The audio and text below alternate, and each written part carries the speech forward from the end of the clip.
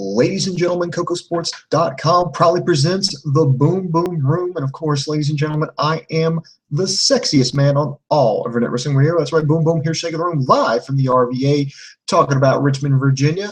Well, NXT is in the books. We're a little bit late with this review, but that's just fine. We're going to run it down, run it over, however you want to say, on the road to Takeover.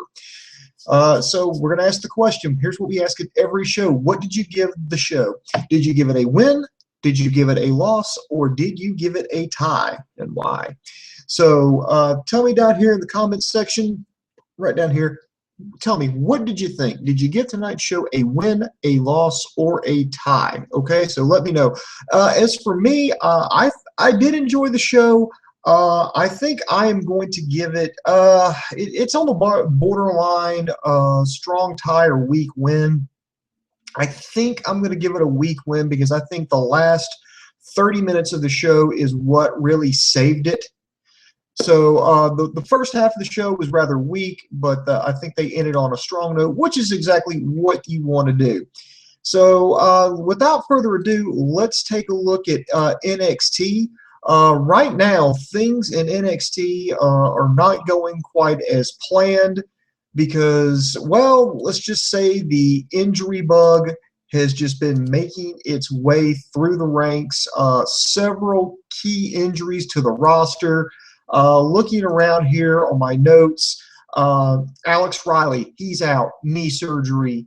Of course, Kevin Owens is recovering from a partial meniscus, I believe, tear, but he'll be fine. Hideo Itami, shoulder injury. Sami Zayn, shoulder injury. And of course, don't forget that shit, what's his name? Damn it. Well, I think that's actually everybody. I was thinking I was missing somebody. No, but that's the but like I said, the injury bug has been making its way, making the rounds through NXT, and I was anxious to see how they were going to do this with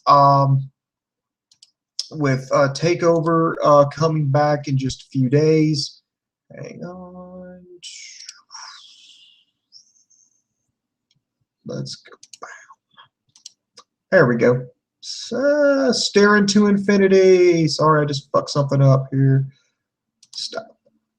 There we go. Much better. Okay, sorry, had a little technical glitch there.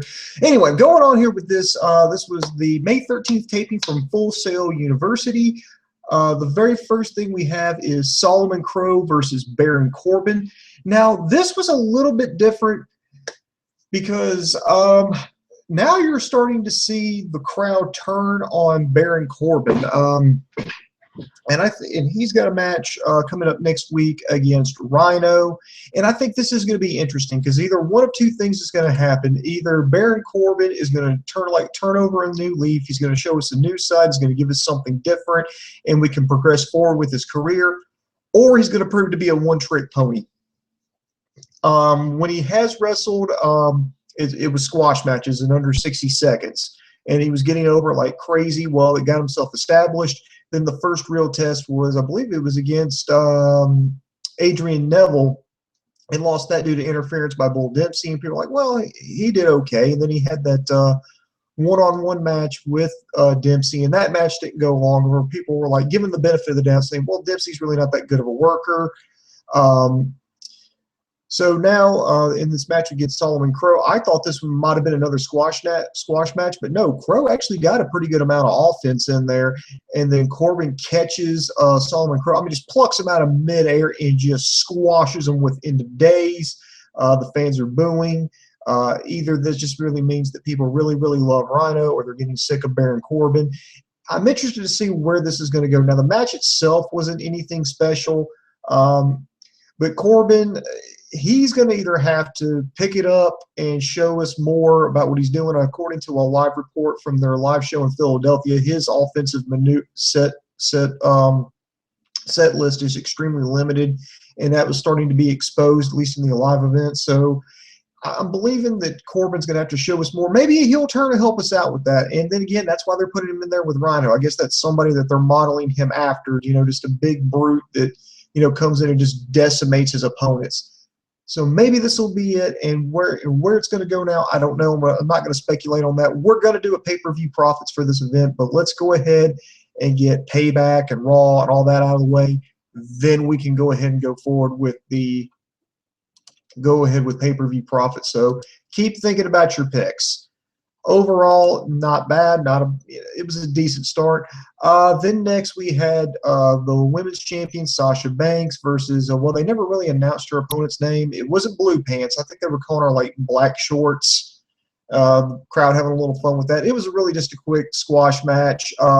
Sasha Banks beats the local competitor, however you want to say it, the jabroni, however you want to put it, or jabrina. I don't know what's the female term of jabroni, but beats her with a bank statement for the win.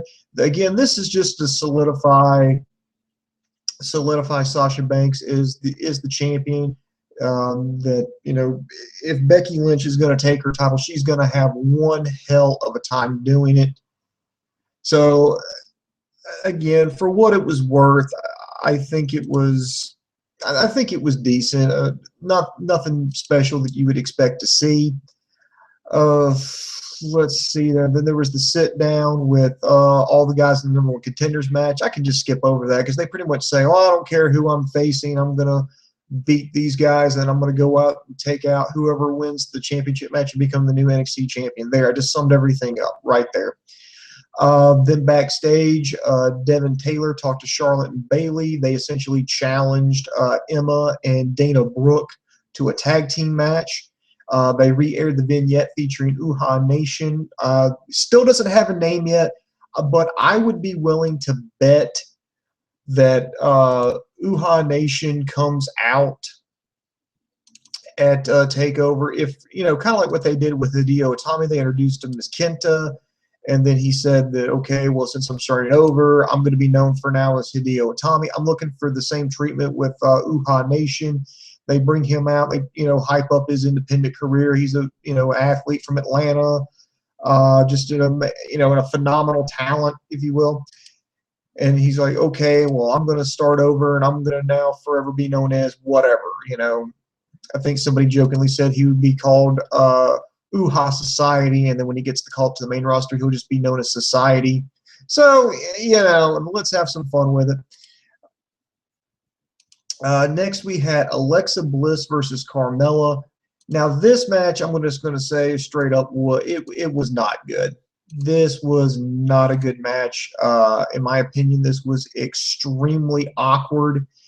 It just wasn't fluid at all. I mean, to me, it was like you bring out Carmella, you bring out Alexa Bliss, and these two, I don't know if it's just both of these women or they just don't work well together, but here's what it seemed like. They put both these chicks in the ring, and it was like, okay, here's my routine. I'm going to do these 4 moves. Okay, now it's your turn. You do these 3 moves on me.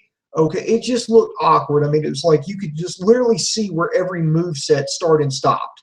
It was just, it was not fluid. It looked clunky.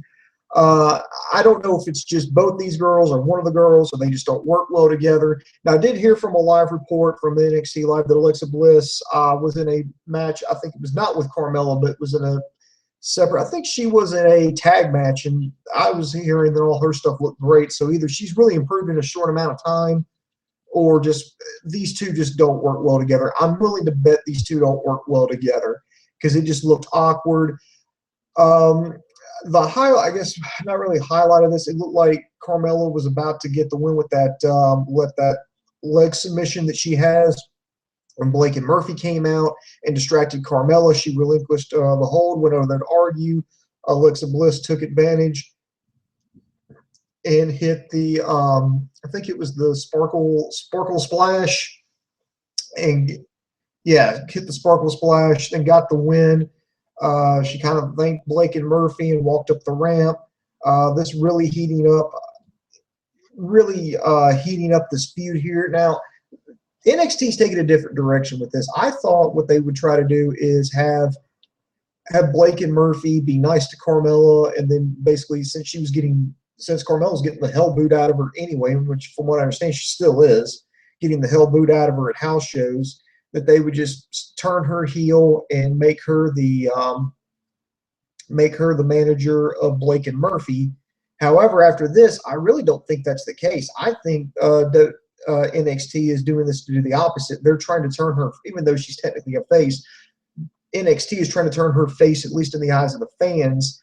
And so this is something to help get her over. And plus, I kind of like the fact that Enzo and Cass didn't come out and interfere. They didn't come out. I kind of like this idea of Carmella's a big girl. She can hold her own. And I also think it's interesting that they're maybe teasing a heel turn with Alexa Bliss. Because the other week, the whole deal about over coffee and Carmella slapped Alexa Bliss back in a little backstage segment. Maybe they're going to tease something where Alexa Bliss comes in and joins Blake and Murphy, and it turns to a 3-on-3 feud, intergender war, if you will. But it wasn't, this just wasn't a good match. I'm not really going to have to sugarcoat it for you, ladies and gentlemen. It was not good. You may not like it, so enjoy it for what it's worth. Next coming out,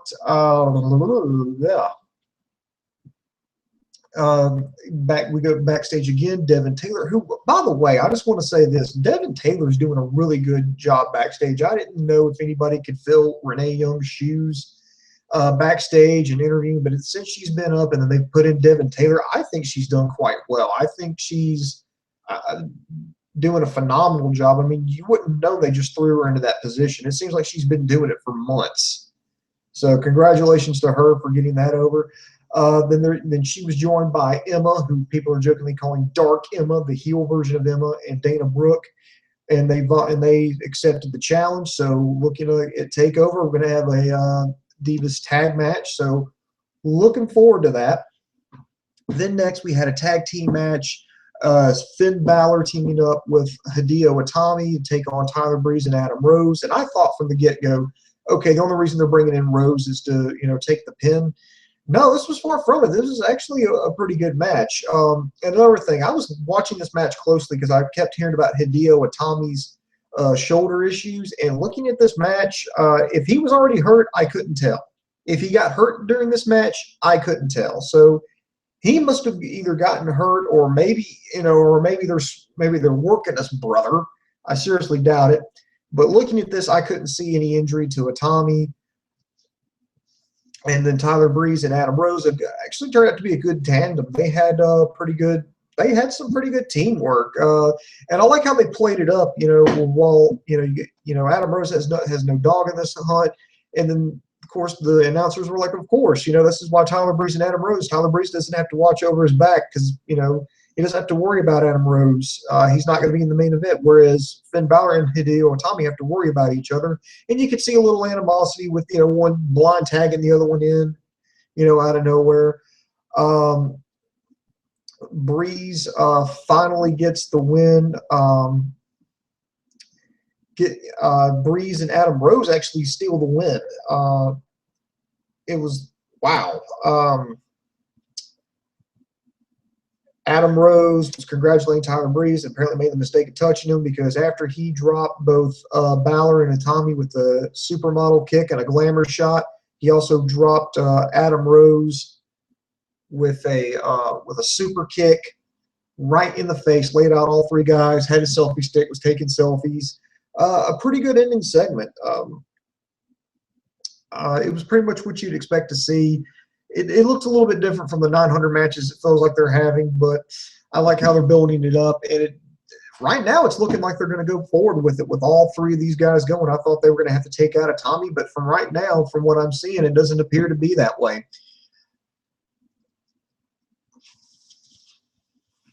Then afterwards, we kind of close on a face-to-face showdown between Sami Zayn and Kevin Owens. Of course, Sami Zayn suffering some shoulder injuries. They go over the recap from Raw the other week where he injured his shoulder. From all practical purposes, it looks like they're going forward with this match. So either Zayn is not as hurt as we think he is, or he's just well enough to where he can wrestle before he's going to have to go get surgery. I don't know exactly what the MRI showed.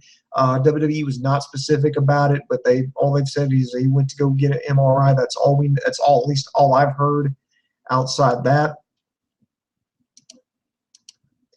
But he called out Kevin Owens and was wanting to, okay, you got no reason to like. I want to know what is all this about. He's like, yeah, I know there's some truth with your family, and your son, but no, it's got to be more than that.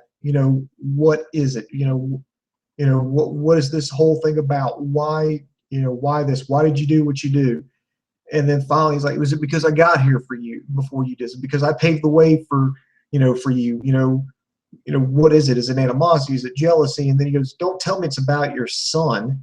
And he talked about how his son, how Owens' son would rather run around with a Sami Zayn t-shirt to school than a KO shirt, and run around with a Sami Zayn wristband around the house.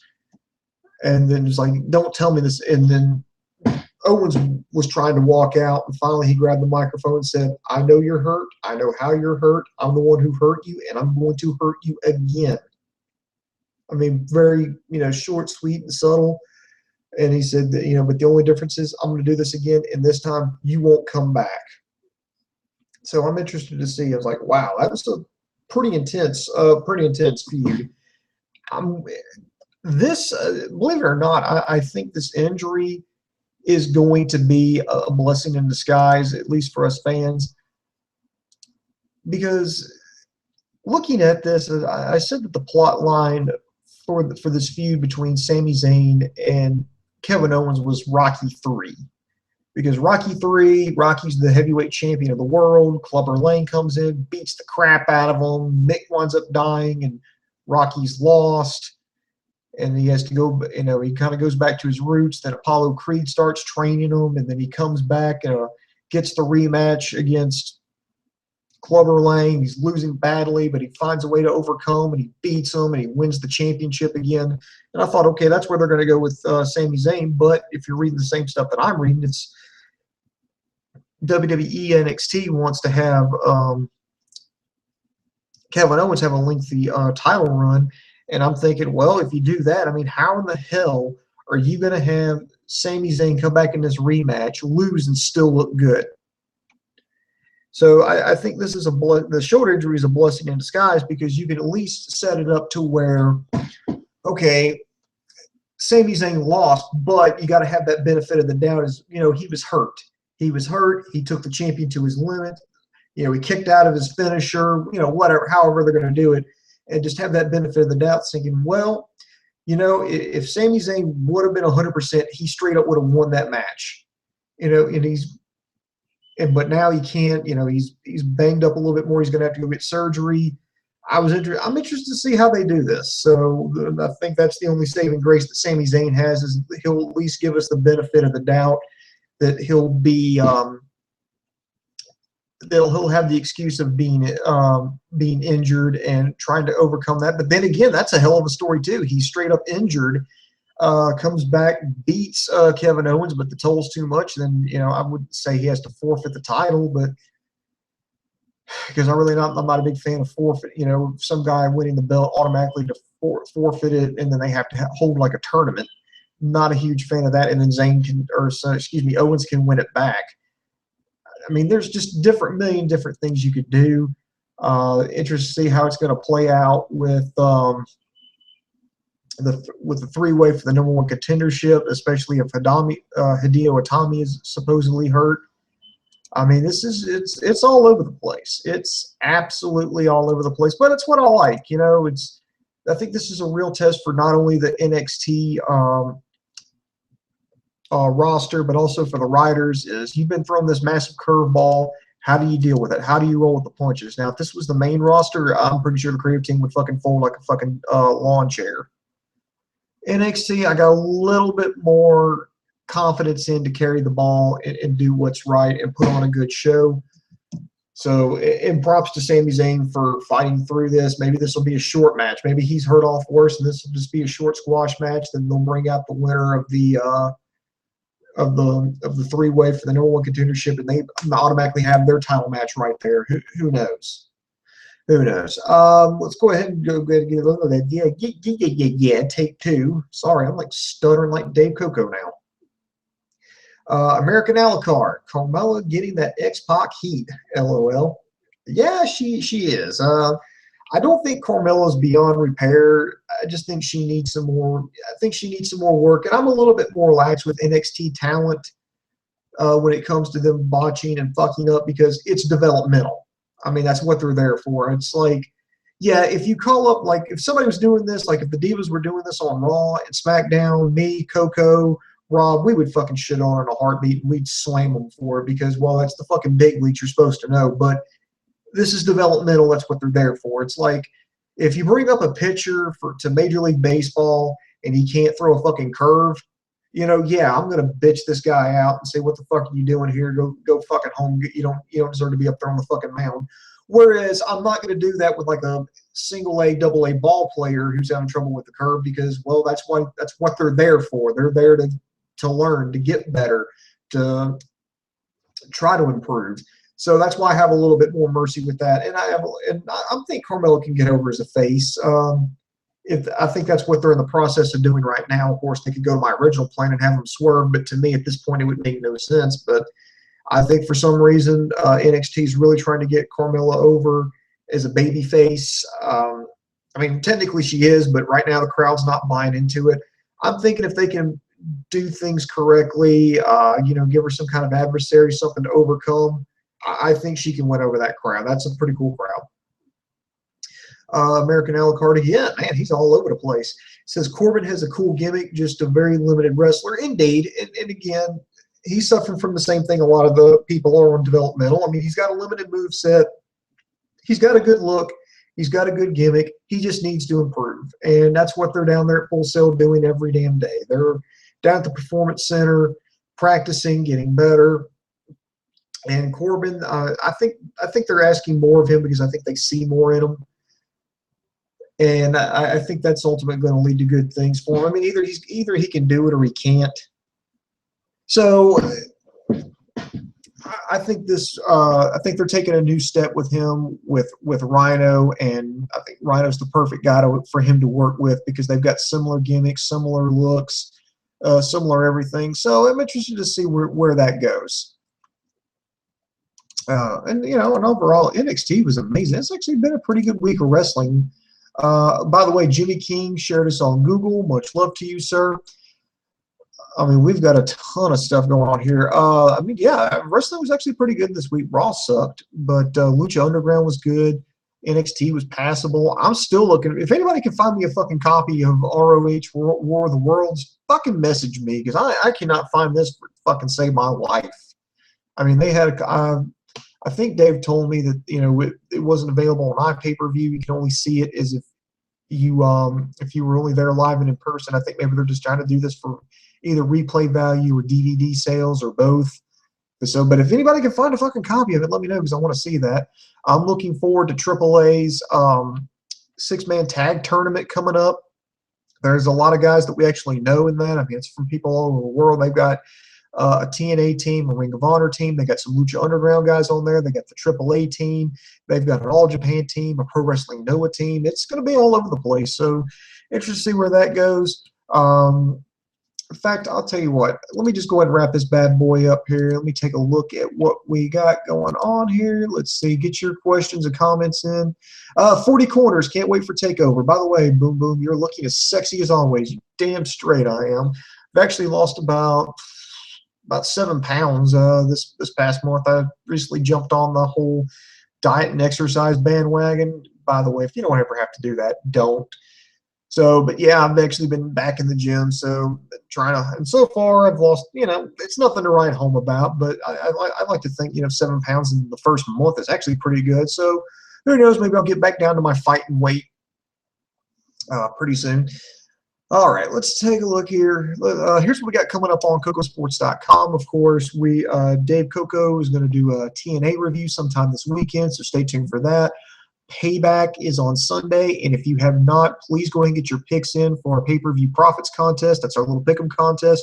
Just if you're subscribed to us here, you should find it. If not, go ahead and subscribe to us on YouTube and just find the show, and then just get your picks in for who you think is going to win, and be sure to get in the tiebreakers, okay? Because those are very important. And you've got until the pay-per-view starts to get your picks in, so you might want to pick it up, start thinking about who you want to pick, and go ahead and get it in. And the winner gets bragging rights, I guess. C.S. Fitzy won it last time, so I'm interested to see who's going to come out the winner on this one. Dave and I are kind of on the same wavelength of thinking. I'm interested to see what the Internet Infantry, what the vibe of the Internet Infantry is. Of course, then there is Payback. We hope to have a review of that up. Then we start back over the week with Monday Night Raw. I more than likely will be back to do Lucha Underground, NXT, and of course, my baby that's been handed to me, SmackDown, and whatever else the wrestling gods may throw our way. So you can always check this out at KokoSports.com. That's KOCOSports.com. It's your home for all combat sports. That includes boxing, mixed martial arts, pro wrestling, amateur wrestling, sumo wrestling, taekwondo, kickboxing, judo. You can get your nose broke doing it. We got it covered there on the site. Be sure to check out our news and gossip section, updated daily by Rob, and our very popular video on demand section. It's KokoSports.com. It's where the world goes to kick ass. So looking here one last time for comments. Let's see here. Silver Hunter, you got in before the lock. He says, do you think that Tyler Breeze and Ziggler would be a good tag team? Well, I think they got a similar look. I think their personalities would clash. But, yeah, I think they'd be a good tag team. I think that Tyler Breeze would actually do better with The Miz, to be honest. That's something that I started thinking about. These two have similar looks, similar attitudes. And I think that would have been a great way to bring up Tyler Breeze. So but yeah, Tyler Breeze and Ziggler, I think that would be a good one. But I think Tyler Breeze and Miz would be an even better one. I just think that those would I think they would gel together better on screen. Excuse me. So do one more check of comments. And nope, that's going to do it. But if anything else gets in, by the time we go off air, I'll try to do a Stump the Idiot with Dave, and we'll get this thing knocked out. So I guess that's going to do it for me. So like us, subscribe to us on YouTube, Facebook, Twitter. Send us a lot of love. Tell your friends about us. If you hate us, tell your enemies about us. However you want to do it. So this is Boom Boom, and for my partner Dave Coco, I am over.